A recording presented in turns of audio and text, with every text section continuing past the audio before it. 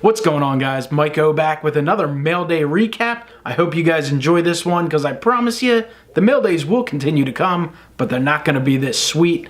I got another really good one for you, so let's just jump right into it. I'm going to lead off with a few cards that I picked up at a card show this weekend. I was actually set up there with Bob's Super 25 Sports Cards.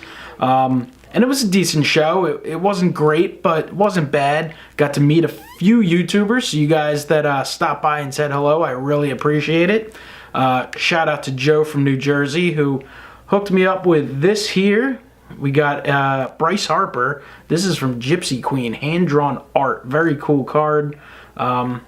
So I appreciate you helping me add that to the collection. Just a beautiful card. I'm definitely a sucker for a lot of the artistic looking cards. And then my only other purchase, besides a few base refractors for a set, is this Cliff Lee, which at the very end of the show, it's at a Topps tribute from a few years ago. I actually was just kind of walking by a dealer's table and glanced in a box and saw it. And I'm not the biggest Cliff Lee fan at this point. I don't know, something about the last couple years of his career in Philly didn't work out great, but there's no doubt about it that he had a few amazing years. It was exciting when the Phils reacquired him, and this commemorates his 6 shutouts from whichever year it was. I guess it was 2011, 2010 maybe. No, 10 he wasn't even with the Phils, so it must have been 2011. And it's a cool card. It looks nice. Beautiful looking card, honestly. Numbered to 50. It was like $5 or something, so I figured, why not add it to the Phillies collection? So I'm happy with that. And then the rest of this is eBay. And one thing from a hit draft that I will save for the end. It's not an Allen and Ginter. The Ginters are coming before that last one. But it is very similar to a card that I showed in my last Mail Day video. That's your hint, and it's astonishing. So there's a few eBay purchases. There's Trey Mancini at a 5-star. 5-star is kind of weird this year. It looks decent in person. It looks terrible on camera. It looks horrible when you're looking at them on eBay. And I found some cheap. So Trey Mancini had a heck of a year. Got that one, I thought, absurdly cheap. I don't even know if it was $10, and that's ridiculous because these cards, you get 2 autographs for like $120, $130 for a box. And Francisco Lindor, this was ending in a bad time too, and you can get some Lindor stuff at a good price sometimes, and I got this one insanely cheap, so probably like $10. So couldn't turn those down. We've got a few of the Topps Archive Signature Series, which is going to be the majority of the remainder here. Jeff Conine. Big Conine fan. I've mentioned it before. Just always liked Conine growing up. And I pick up his autos when they're cheap, which they almost always are. This was a case where one of these cards in here that I'm going to show, where I'd already bought that card and the shipping was either free or a quarter. And I'm pretty sure I got this Conine for like $1 or $1.99. It was something ridiculously cheap, so why not add it? The hit draft I was in for Archive Signature Series, I had 2 spots. I got spot 2, and I got spot 20. So this was my pick with spot 20, which was the final spot. The last card left, Pat Borders. Could have been worse. There were other ones that went before him that I'm happy I didn't end up with. I mean, Borders was, he had some good seasons, world champion and all, and, I didn't have him in the collection, so can't complain about it. I did have spot 2, and, it was a nice case, and Derek Jeter got pulled, and I went, what am I going to end up getting it to? Well, I'll tell you in a few minutes. This one was an eBay purchase. It's a Jim Thome auto on Topps Heritage. Heritage is beautiful. Fantastic looking cards. It's numbered 5 of 11. Obviously, I'm diving after the Ginters in these Archives signature edition.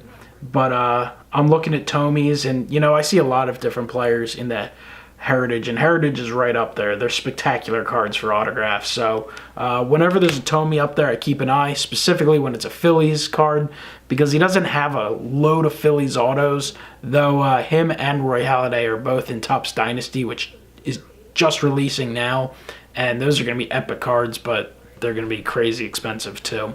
All right, a whole pile of Ginters before I get to the big one in this order. We got an Ian Happ full-size auto out of this year's Allen and Ginter. They did make 3 full-size autos. They made Cody Bellinger, which I hope to add to my collection at some point. They made Christian Arroyo, and they made Ian Happ, who got off to a good start. Really swings the bat well, but struggled late in the season, and his stuff is pretty affordable right now. This was listed for like $30, and I made an offer for half the price, and well, I made that offer on a few cards. Most were declined. This one was accepted, so Ian Happ is in the Ginter collection now, so I don't think you can go wrong for that. Take a shot on a young guy like him. If he becomes a perennial all-star, that card is going to rise in value because they're not real easy to pull at all. And if he doesn't, well, it'll be a sweet-looking card in the Ginter collection. All right, so here's the rest of the Ginters. These are all from the Archive Signature Series, which are basically, if you haven't watched videos before, they're buybacks that are signed, they're authenticated, encapsulated, all that kind of stuff here. They're not really encapsulated, they're just kind of sealed with the top seal on the holder. So we got Raleigh Fingers here, and I don't know why I bought this. I think I just got it at a good price because I'm pretty sure I already got this card signed, and getting it slabbed, I believe, as we speak.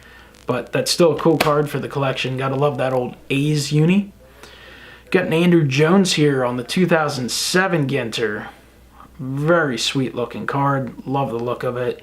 Andrew Jones, one of those guys who's borderline Hall of Famer who won't get in, and a lot of people probably go borderline Hall of Famer, and they probably kind of, but if you actually look at his numbers, you look at what he did, and you take into account how good he was defensively, you know, I think he's in the conversation. Do I think he gets in or deserves to get in? No, not really, but he's one of those guys that, you know, if you look at it, he's probably a little closer than a lot of people expect. A lot of people remember him from his broken down years at the end of his career, but man, he had a pretty damn good career. All right, next one up, we got Dellin Betances, Yankee. So I've been watching Betances and Severinos and bidding on a lot, and most of them go for a little more than I'm comfortable paying for them. But finally happy to lock this one down, and it's a sweet one for the collection. Betances is one of those guys, great ability. He's a reliever, so, you know, we'll see what he ever amounts to and if he ever has any sort of value in the hobby. Probably not a tremendous amount, but he's with the Yankees. If he sticks with them, maybe he can, you know, have some big moments in the postseason. We'll see. Speaking of guys who had big moments in the postseason, this guy was a part of some big teams with the Red Sox. Shout out to Jay McGillicuddy and the other Red Sox fans out there. You're going to love that one. 33 of 47. Mr. Kevin Youkilis. Beautiful Ginter. This is the 2009. And Youkilis stuff, man, he's in a lot of this, and he goes pretty cheap. So if you guys need Uke for the collection, I would jump on it. Don't outbid me on too many of the Ginters because he's got a few of them. But, man, he's got a lot of cards. And honestly, I think I got that one for like $6 or $7. And I may have bought the same one accidentally for like 10. But we'll see. I might buy a few extras. Here's a John Smoltz. Nice Smoltzy here. This is on the 2007, numbered to 13, featured in the Braves uni. Focus that up a little bit. So, really nice looking card. Happy to add that one. And then Andy Pettitte. Sweet looking Andy Pettitte.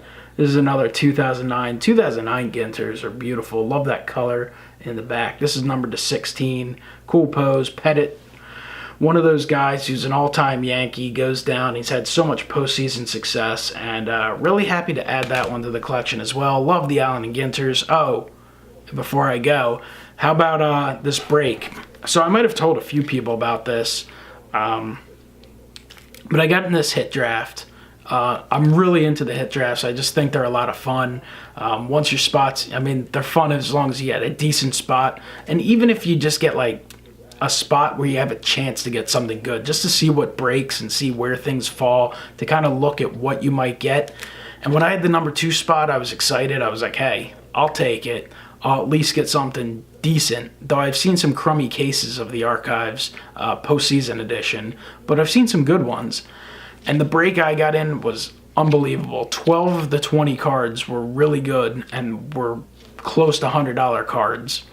I got spot 20, which was Pat Borders, but at spot 2, once the Jeter was pulled, I went, well, I'll still get something sweet, but I'm not going to get anything amazing, until they pulled a Sandy Koufax.